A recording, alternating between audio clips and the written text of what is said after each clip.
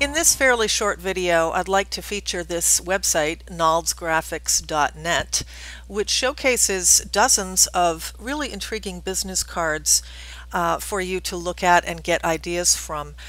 One of your assignments is to design a business card, so it's certainly helpful to look and see what else is out there and what other people have done. Business cards have been and continue to be, even in this digital age, a really great way to promote yourself and to give someone access to your information and contact info so that they remember you.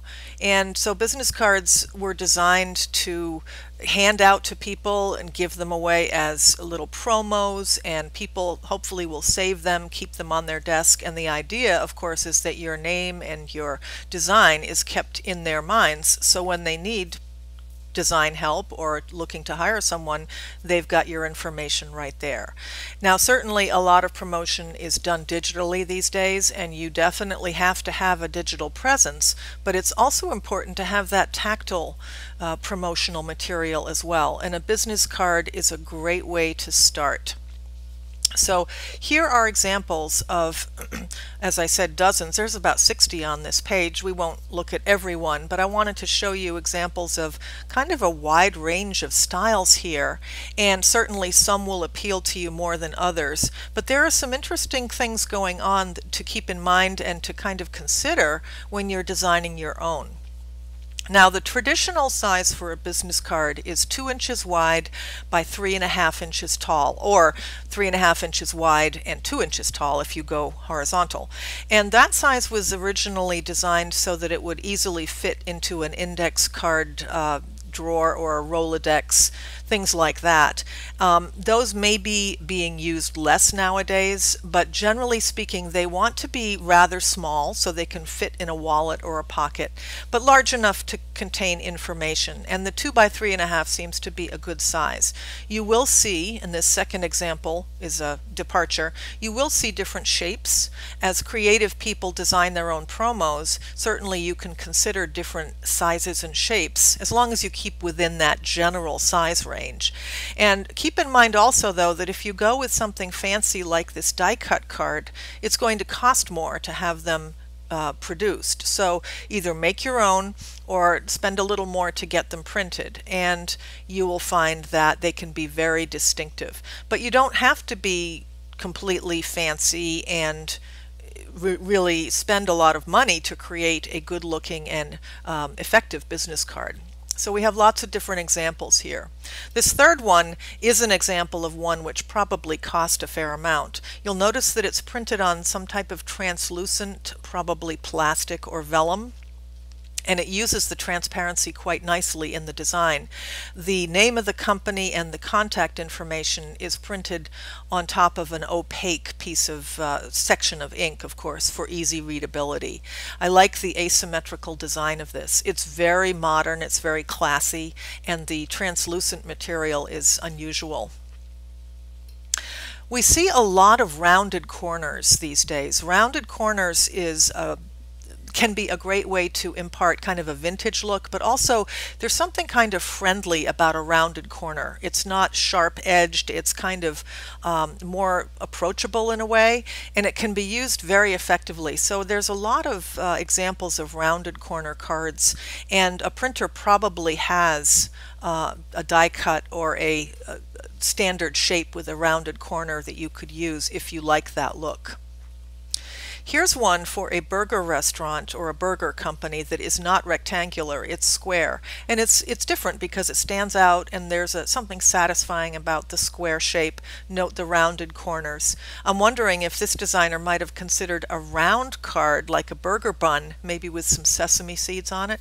That would be very whimsical, maybe less practical than the square, but still different and innovative. Notice the mixed typefaces, the careful typography, and the bold and fun graphics. This looks like a whimsical, fun company, and you can tell by the overall look. We have more traditional ones here. A lot of these have front and back design, and I believe your assignment is to design the front and the back. So you can be very simple on the back, but it should coordinate with the front. I really like this next one. This is a great and very simple way to create a 3D piece out of a simple 2D card. It's nothing more than the headshots of the designers with a die cut, which lets you fold it and make a little tabletop sculpture from the business card. It can be flattened and put into a wallet, but it can be folded and put on a desk with the face and the name right in front of you. So this is a really cool idea. You don't need to use your photo. You could certainly use your initial or a logo or something else, but I think this is quite innovative. Easy to create. You could create it by hand and make a real impact. So there's many of these here as you scroll through. This one has a very interesting design utilizing the rounded corner and the sharp points. This is a very cool shape and something to look at, very modern. You'll notice some excellent typography here, some clever copywriting. This woman has put all of her different roles on here, and some interesting and whimsical graphics. So this looks like a fun kind of upbeat, casual look. More rounded corners. So it goes on with wonderful design, typography, illustration. You want to make sure that you express yourself in your card and also give information that kind of qualifies you and lets you stand out from the pack.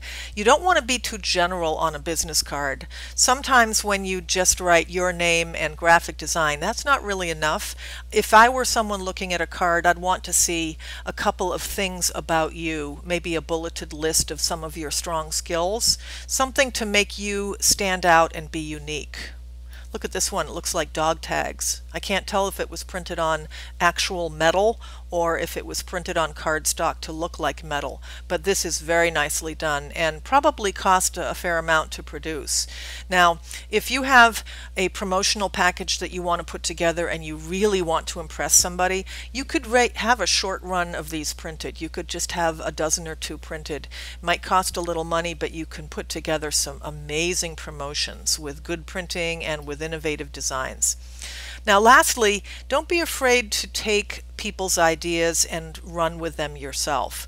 As a student, you're not stealing from someone unless of course you copy it verbatim and then go and sell it. But for your own design exploration, definitely take some of these ideas and try to replicate them, but then put your own stamp on it, okay? Designers and artists all over the world use other people's ideas as a jumping off point, and you certainly can do that as well. So as you scroll through this site and look at all the different designs that are on it, and as well as the millions of others that are out there online, realize that you've got lots of information at your fingertips, and I hope it proves to be fun and educational and helpful as you develop your styles. Thanks, have fun, and good luck.